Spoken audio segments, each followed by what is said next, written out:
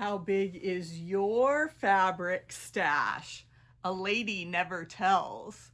But today we are going to dive deep into the subject of your fabric stash. Ways to get organized, what kind of fabrics to include in the mix so that you can create wonderful scrappy quilt projects. Let's get started. I'm Andy, and this is True Blue Quilts, a place to enjoy, experiment, and excel as you quilt.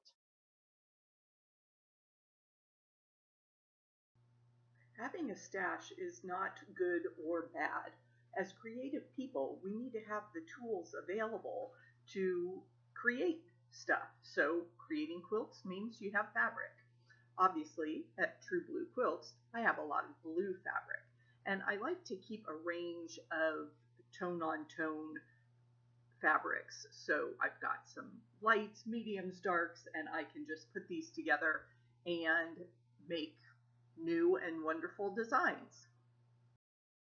Quilting designs are built around the idea of contrast, so we need some neutral or background fabrics. These can be in the low volume range, whites, creams, grays, but I've also seen very effective quilts with loud backgrounds, lime green, orange. So just make sure you have a variety of fabrics in your stash so you can make your vision come to life. We've all had that instance happen where we stop in our tracks and grab a bolt of fabric and we just have to own it.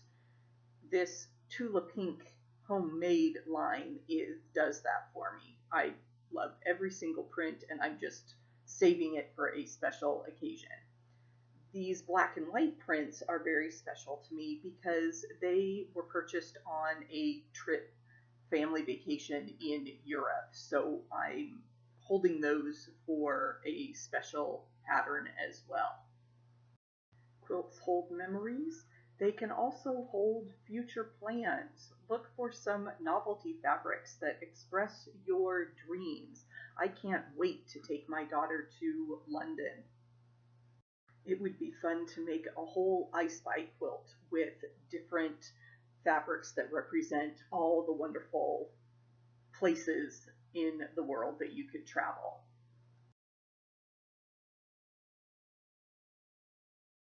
Once you've made a quilt or two and taken a few visits to the quilt store and have a stash, it's time to get organized. And the easiest way to do that is with plastic bins.